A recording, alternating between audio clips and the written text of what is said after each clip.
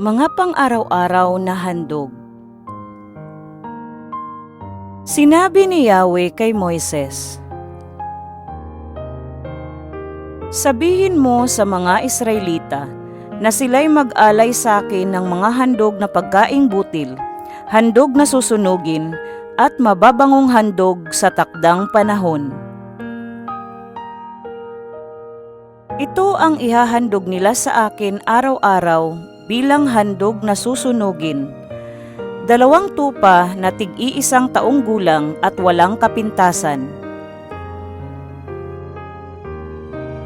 Isa sa umaga at isa sa hapon.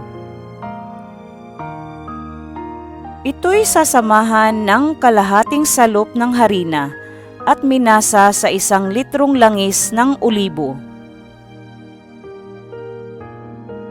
Ito ang pang-araw-araw ninyong handog na susunugin tulad ng sinabi ko sa inyo sa bundok ng Sinai, isang mabangong handog sa akin.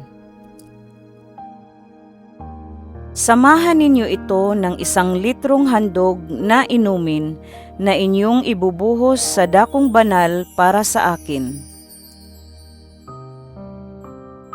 Ang isa pang tupa ay ihahandog nga sa hapon, at sasamahan din ng handog na pagkaing butil at handog na inumin, tulad ng handog sa umaga, upang ang usok nito'y maging mabangong samyo para sa akin.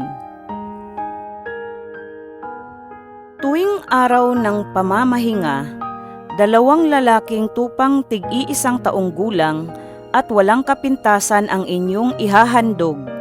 Sasamahan din ito ng handog na pagkaing butil at handog na inumin. Ang handog na pagkaing butil ay 1 salop na harina at minasa sa langis ng olibo. Ito ay ihahandog ninyo tuwing araw ng pamamahinga, bukod sa pang-araw-araw ninyong handog.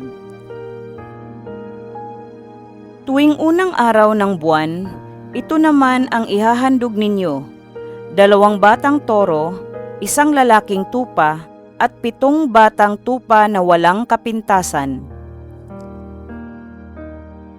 Ang handog na pagkaing butil ay 1.5 salop ng harinang minasa sa langis para sa bawat toro, 1 salop para sa 1 tupa, at 1/2 salop naman sa bawat batang tupa. Ito ay handog na susunugin, 1 mabangong samyo para sa akin. Ang inuming handog naman ay 2 litro para sa bawat toro, 1 1/3 litro sa bawat lalaking tupa, at 1 litro naman sa bawat batang tupa. Ito ang buwanan ninyong handog. Bukod sa pang-araw-araw na handog na susunugin at handog na pagkain, maghahandog pa rin kayo ng 1 kambing na lalaki para sa kasalanan. Ang ika-14 na araw ng unang buwan ay pista ng Pasko ni Yahweh. Ang ika-15 araw ang simula ng pista, at 7 araw kayong kakain ng tinapay na walang pampaalsa. Sa unang araw, magdaraos kayo ng banal na pagpupulong. Huwag kayong magtatrabaho sa araw na iyon. Sa halip, magdala kayo ng handog na susunugin.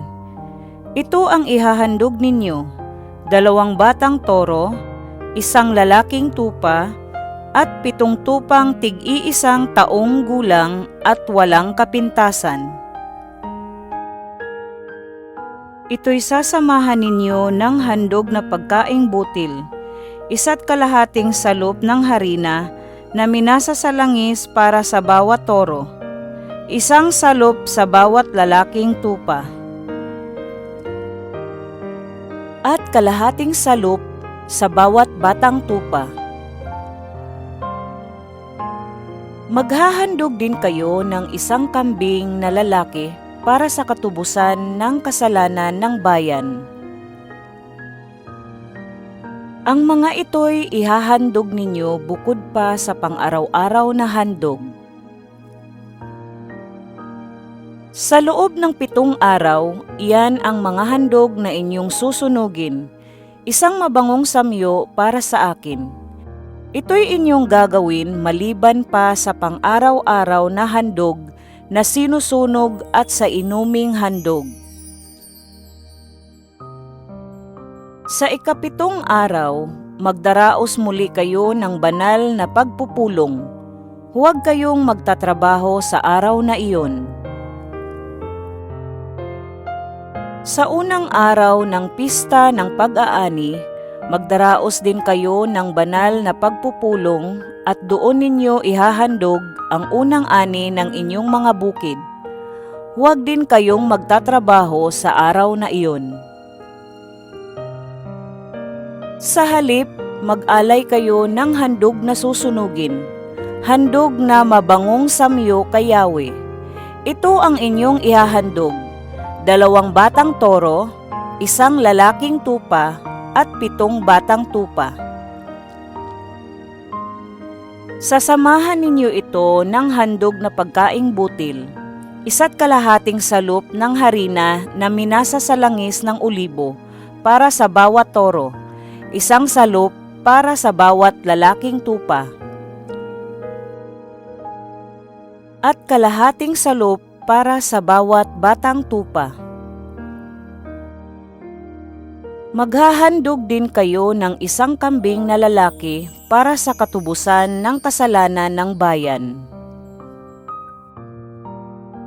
Ito'y ihahandog ninyo kasama ng handog na inumin, bukod sa pang-araw-araw na handog na susunugin at handog na pagkaing butil. Kinakailangang ang mga ito'y walang kapintasan.